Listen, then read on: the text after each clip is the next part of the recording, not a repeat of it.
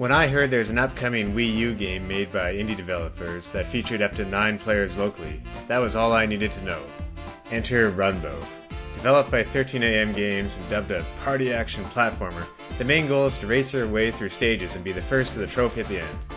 Fall to your doom, get clobbered, or get hit by an obstacle and you're out. However, there's more to Runbow than that. Runbow features an entirely new game mechanic, at least one I haven't seen before, where obstacles, platforms, or even lasers disappear when they match the same color as the background cycles through various colors of the rainbow. If it's not visible on screen, you'll go right through it. I found this really forced me to stay on my toes and plan my way through the level, especially after dying many times on some of them. The screen does flash the next color at the edge to give you a chance to prepare, and it cycles in the same order of colors during a stage. Patience is key with the background color swapping and while waiting for platform jumps, but as you progress through the game you'll find that you don't have as much time with platforms falling or spikes coming your way, and that's the sort of challenge you would expect as your skill level improves. If you're good enough, most levels generally lend themselves well to racing through them non-stop, akin to a well-designed Mario level. The start of each level felt like an exercise in Darwinism, with many players being picked off right away and survival of the fittest ensuing. My favorite part about Runbow was all the moments and laughs I managed to create between my friends and I.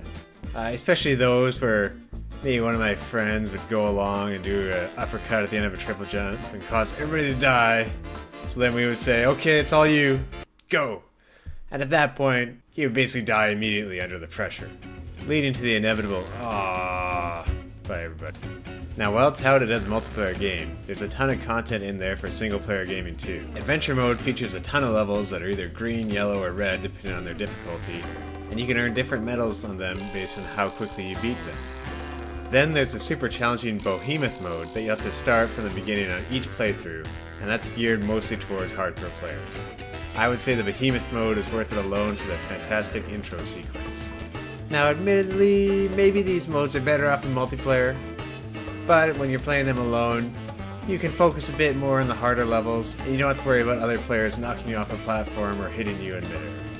I found that playing the campaign mode in multiplayer did encourage teamwork, since the goal is more to beat the levels rather than to collect points for being the first one at the end of the level.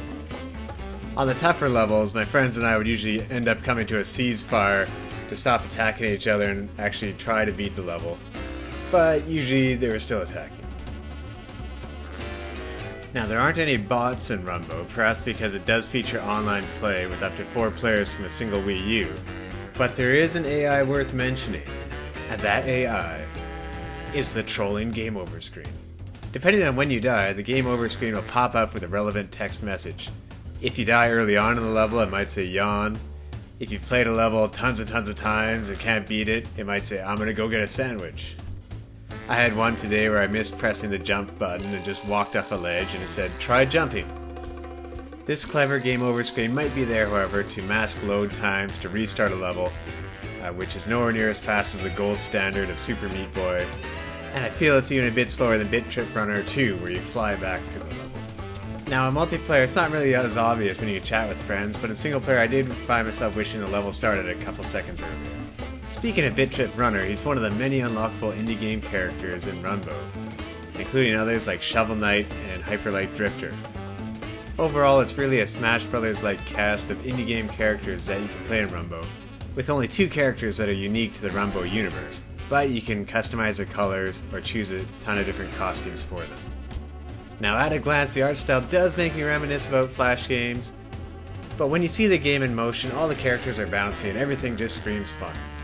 It turns out that 13am Games is actually basing its art style on 1960s movie posters created by accomplished designer Saul Bass, which is kinda cool. Moving on to the game's controls, I found that they were solid, but not amazing. It feels like they could have been polished a bit more, and I found the side dash punch a bit finicky because it required a regular punch beforehand. Runbow does offer a ton of controller options to actually play it. One player can either use the gamepad, or they can use a Wiimote while another uses the nunchuck or a controller attached to it, or you can even use a Pro Controller.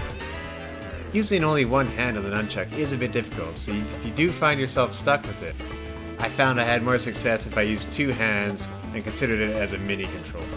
As for the Wiimote, holding one sideways with cable sticking out of it isn't the most comfortable at first, but I did get used to it. And the advantage is that if you're unhappy with what your friends do, you can always unplug them. Runbow does feature Arena and King of the Hill, but its most unique other mode is the Color Master, where the player with the gamepad can set up obstacles on the gamepad screen to stop runners from reaching their goal. The Color Master can drop globs of paint on the screen to make platforms disappear, and he also has a few more tricks at his disposal, including the ability to drop bombs, swap controls, and shock flares. When I was playing with friends, I found it took a while to get used to the Color Master mode, so be sure to give everybody a few rounds to figure it out before moving on. In conclusion, Runbow is perhaps the perfect companion to a massive Smash Bros. Party gathering. It's a fantastic and fresh multiplayer offering on Wii U, which I liked a lot. It's not often that you get the chance to play a game with a new mechanic, and to top it off being a great game to play with friends or online, I recommend giving it a run for your money.